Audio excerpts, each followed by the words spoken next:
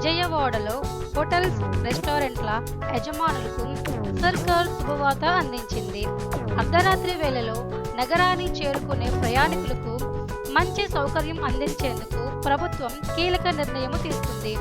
గత కొంతకాలంగా విజయవాడ నగరంలో హోటల్స్ మరియు రెస్టారెంట్ల యజమానులు ప్రత్యేకంగా అర్ధరాత్రి కూడా తమ సేవలను అందించడానికి అనుమతి ఇవ్వాలని ప్రభుత్వాన్ని కోరుతూ విజ్ఞప్తి చేసేవారు.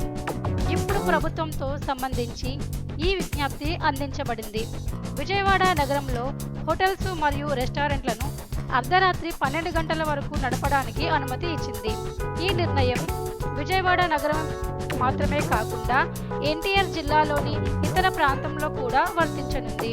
ముఖ్యంగా గతంలో 10 గంటల తర్వాత హోటల్స్ మరియు రెస్టారెంట్లను మూసివేయాల్సి ఉండేది.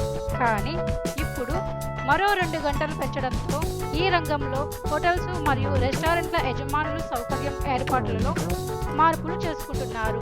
ఈ నిర్ణయం ప్రజలకు అర్ధరాత్రి కూడా తినడానికి, ప్రయాణికులకు విశ్రాంతి తీసుకోవడానికి మరింత సౌకర్యాన్ని కల్పిస్తుంది. ఈ నిర్ణయంపై హోటల్ మరియు రెస్టారెంట్ యజమానులు హర్షం వ్యక్తం చేస్తూ తమ వ్యాపారాన్ని మరింత విస్తరించుకోవడంలో సాయం చేసే అవకాశం ఉన్నట్లు పేర్కొంటున్నారు.